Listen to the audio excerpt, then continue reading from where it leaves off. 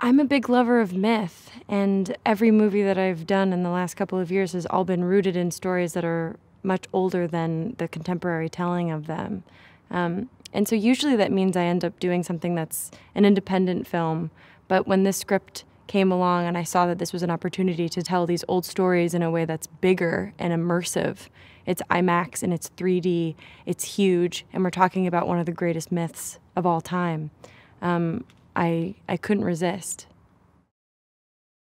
Kong is such a huge part of the mythology of cinema, and it tells this incredible story that is really timely, dealing with the issues that we're still dealing with today when it comes to man versus nature. So if we want to talk about agriculture or war, these huge things that we are still grappling with as human beings and trying to find a way, instead of fighting with something, to actually work with it. And I think this is such a great way of telling that story in a way that's still fun and entertaining and interesting to watch. I think there's something really beautiful about the fact that Kong is king. I mean, he's the biggest thing on this island, and yet he doesn't choose to use that power in a way that's harmful. He defends when he needs to, but for the most part, he's actually a quite peaceful character. So I think there's something quite lovable and redeeming about that fact. That it kind of reminds me, maybe this is a stretch, but I just remember the first time I ever was with the elephant.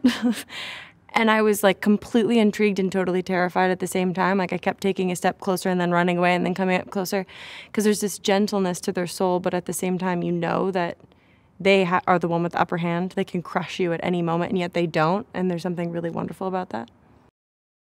We've taken bits from Hawaii, Australia, and Vietnam.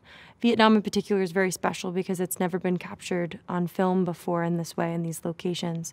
But everything is, in a lot of ways, untouched. We're trying to get nature in its raw form and its wildness, and show the diversity of the island, that the island isn't just a place that looks specifically like one thing. As you continue to travel through it, you see the variations. There's desert, there's trees that look like they're falling apart, there's trees that are also squishy, there's rivers. And so having that play of there being parts that are more dry and parts that are more lush add to a texture of the film.